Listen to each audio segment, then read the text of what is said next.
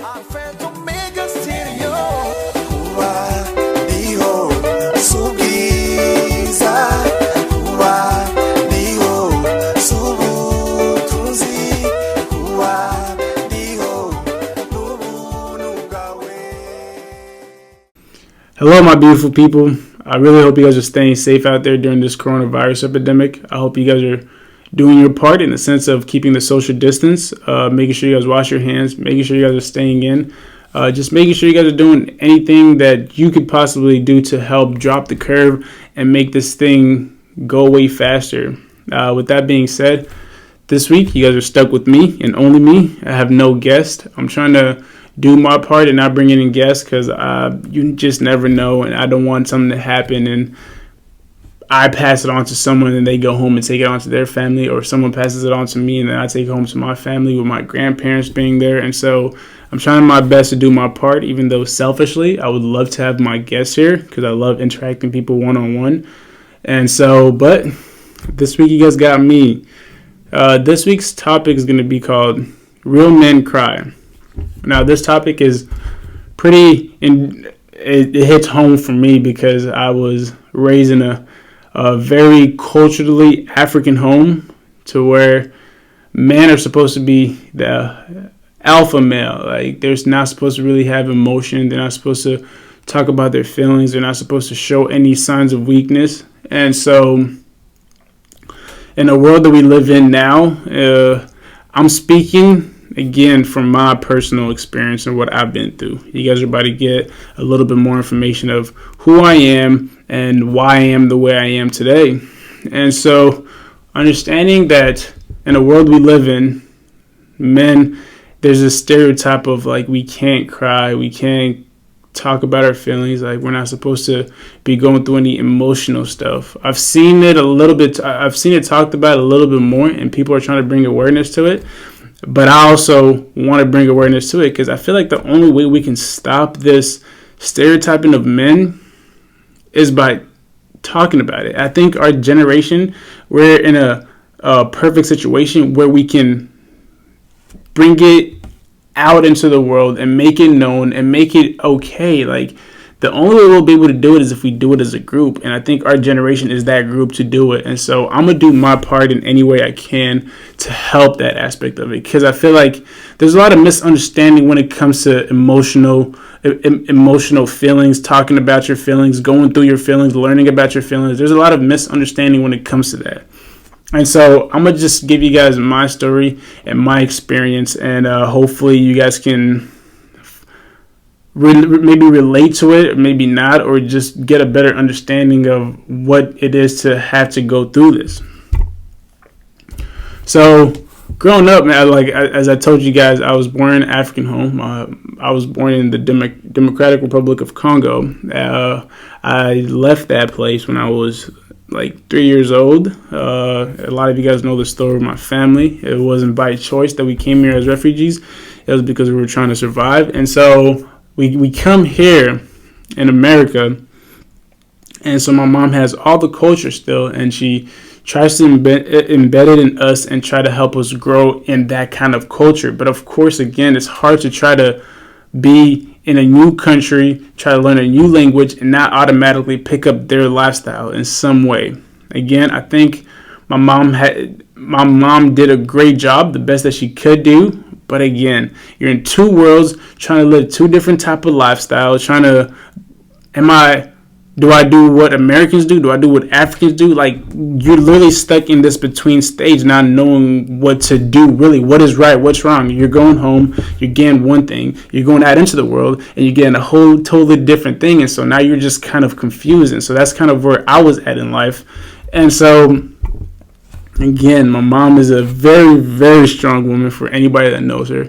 I can honestly tell you, other than when my mom goes out to speak about her story or when she's praying, I don't think I've ever seen my mom cry. My mom doesn't cry about anything small that's going on. Like, she's a very emotional, non-emotional person, if that makes any type of sense. Like, that's the only way that I can know how to define her. But my mom is probably one of the strongest women I've ever met.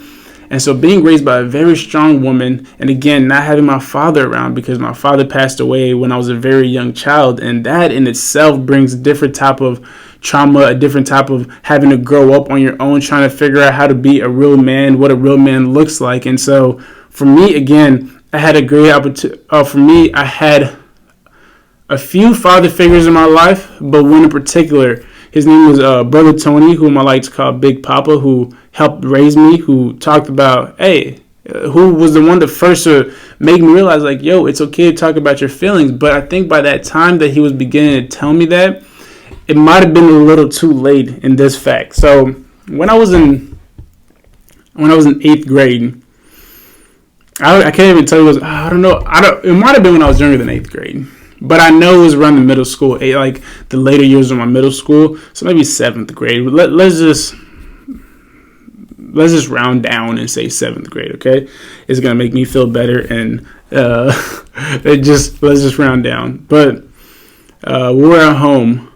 My mom had some guests, some I believe they were preachers. Like, my mom always hosts a lot of people, and a lot of them are people from our country who come, who are prophets, who are people who know the Bible very deeply, who are very strong men in our community. And so I'm not sure if Bakanzi, again, Bakanzi being my older brother, who loved to bully me as a kid and try to make me cry, this is just my guess. I can't really pinpoint what happened, but my guess is probably that he did something that hurt my feelings. And so I went to my mom, probably crying, and she looked at me with a serious face and was like, "What are you doing?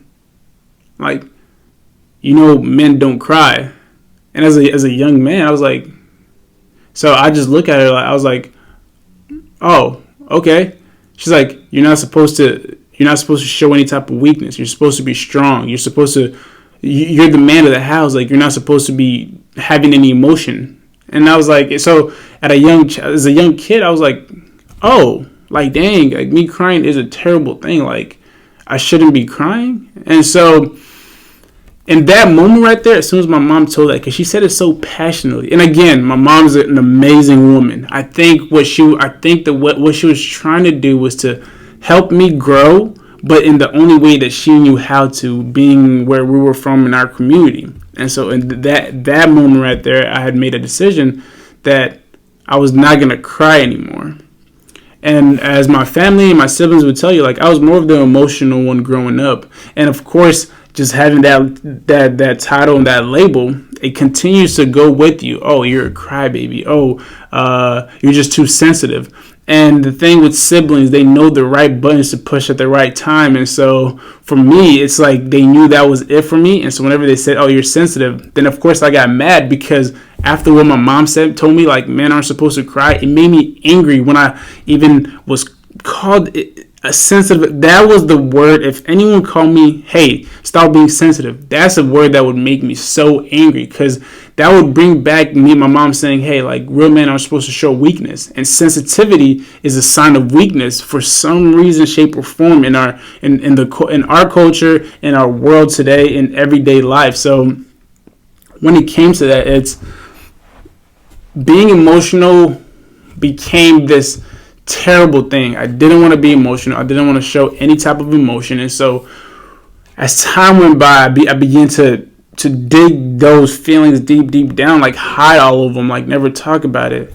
But these last few months, like, it's been maybe almost like since I graduated from college, and I began to try to figure out, who am I? What makes me me? I've come to quickly realize that having emotions actually doesn't make you weak. If anything, what I've learned is, if you're capable of being able to express your feelings, it actually makes you a lot more powerful than someone that takes their feelings and shoves it down somewhere far that they're never going to be able to get to. Now, that's what you might think. But what's funny is, whenever you think that you're pushing something deep down, it might not be in that moment, it might not be the next day, but over time, the things that you've tried so hard to push deep down, the feelings that you try to hide, the emotions that you try to hide away and make sure that people don't think you're weak, I guarantee you, some point in your life, they're going to come back up.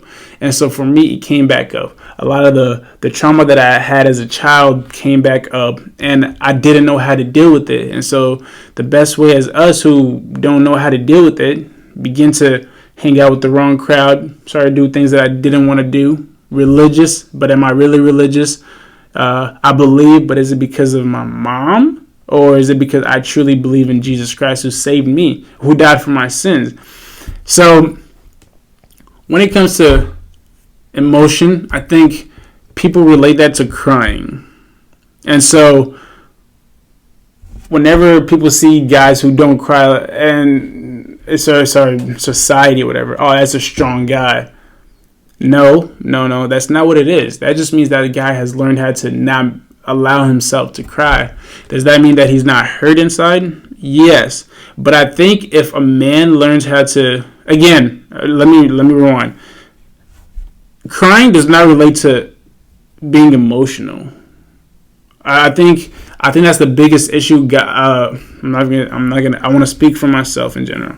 For me, I thought emotion related to crying, and so what I did was, okay, as long as you don't cry, then you're not being emotional.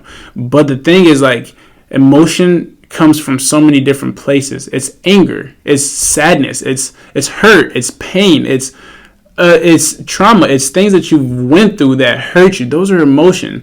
And so as men, as for me, I decided, I was like, okay, well then I'm just not gonna cry because I'm a man and men don't cry.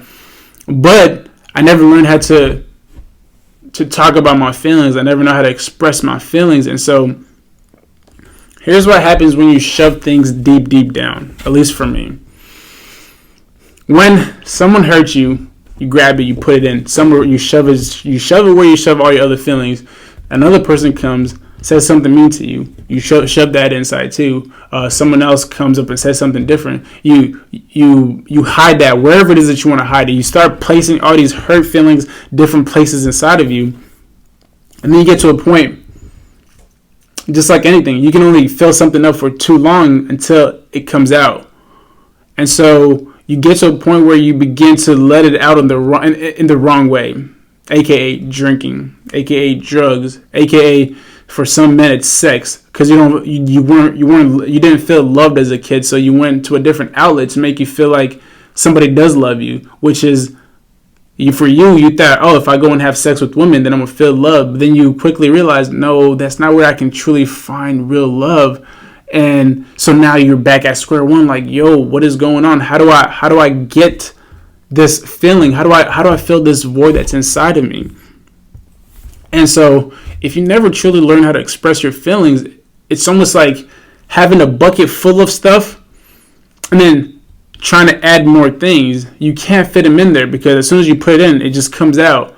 And so whenever you've held in so much stuff inside, and somebody good comes, somebody who's there to help you, someone who's there to give you good information, you try to grab that good information and put it inside of you, but you never took the first step into expressing your feelings, expressing what you've been through, expressing your trauma, expressing your sadness, expressing your hurt. And so you can't ever allow anything good to come in. So now a good girl comes along who treats you well, who's really nice, but you can't fully trust her. You can't fully love her because in your past somebody hurt you.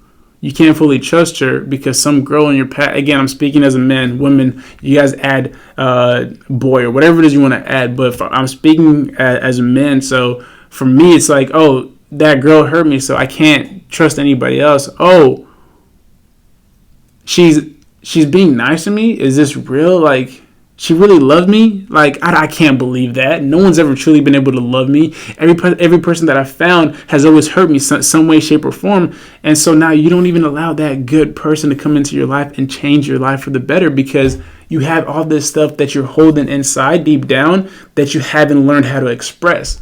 So having emotion and learning how to express them isn't a bad thing. For all my fellow African American males, I'm speaking this because I'm an African American male.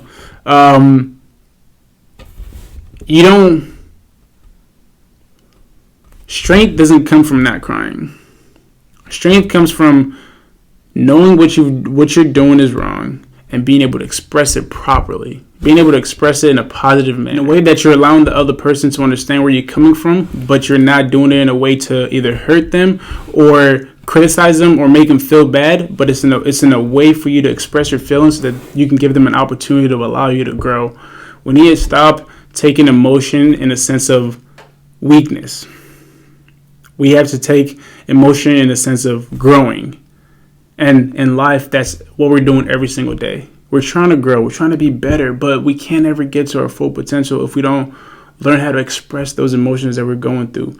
All the trauma that we dealt with as a kid, all the trauma that we dealt with as an adult, all those trauma that you've dealt with all your life, you have to learn how to express those feelings. You want to grow? Learn yourself. Figure out who you are. And how do you do that? You have to get emotional.